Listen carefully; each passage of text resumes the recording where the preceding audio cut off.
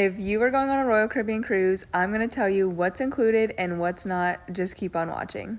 My name is Chelsea. I personally love going on cruises. If you want more cruise content, tips, etc., go ahead and check out my page.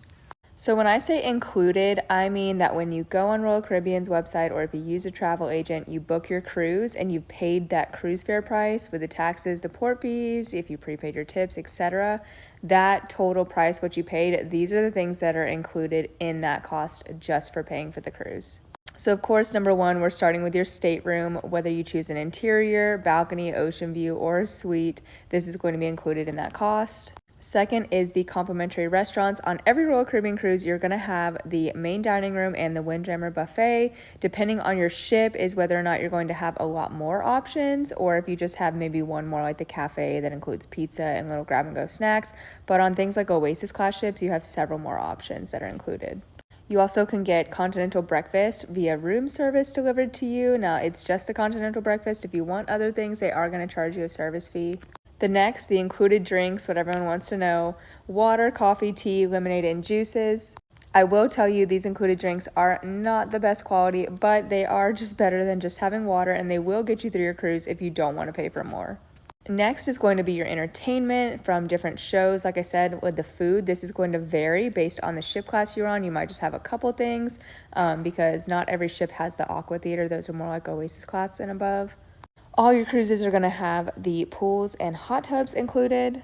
Onboard activities are again going to vary based on the ship class. You can see what they are here. Less popular for some people, I personally like to work out on a cruise, is your fitness center. Then you have got the kids and teen club, very helpful for parents, families, if your kids want to get involved in something, or if you just want to drop them off and have a little break.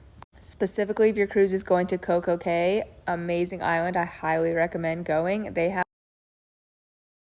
Then the last thing, which is super important, you should definitely download, is their app with chat features that are now free. They weren't always free. Now here are some things that are not included in that base fare, and they will be an extra charge. That some things you can prepay when other things that you're just going to pay as you go, etc. Depends on what you want to buy, but you don't have to buy any of these. The only one I would say you have to do is gratuity, and even then you don't technically have to, but you should definitely tip because the workers definitely 1,000% deserve it. So yeah, getting into that gratuity for your crew starts at this per person per day. I usually like to prepay this cost just to get it out of the way, but otherwise you can let it accrue every single day and just pay it at the end. Next is another tip. It is automatic 18% for any of these items that you buy. Most common is just if you're buying drinks at a bar and you don't have a drink package, automatic 18% tip going on there. Specialty dining is another one. These are the costs per person per meal, and it is going to vary on your sailing, your ship, etc., but these are the ranges that they showed on their website. If you get anything other than the continental room service breakfast I talked about before, you are going to get an $8 plus tax and fees per room order upcharge. Drinks can be so expensive. Yeah, you can get a water for like $3, and alcoholic beverages normally range after your automatic gratuity from like $10 to a beer to like $17 for a cocktail, but they can go up higher than that. Specialty coffee is going to be $3 through $7. Wi-Fi, again, another added cost you can get if you want, don't have to. Culinary classes, these are, I've seen some, like my current cruise has one for like a cupcake making class, and it is per person. Spa treatments, you want a massage, you want a facial, etc. These are the ranges. If you want to do an escape room, it's going to be $34.99. Shore excursions starting at $39 per person. That's pretty low. I feel like a lot of cruise lines, their excursions are a little bit more expensive than some third-party options. However, I personally do a lot of cruise line shore excursions.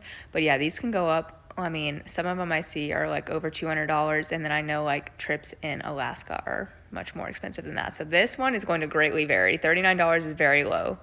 If you're going to Coco Cay, another specific one for your sailing, these are things like Throw Water Park, etc., $79 through $289. They also have like Coco Beach Club, etc. There are several things on there that you can buy for an added cost, but you definitely don't have to. Professional photos. I personally never buy these, but some people absolutely love them. You can buy a single photo or a photo package. The baby's nursery, that's going to be the rate per hour. And then laundry services. Like it says below, all of these can change for the pricing and the availability.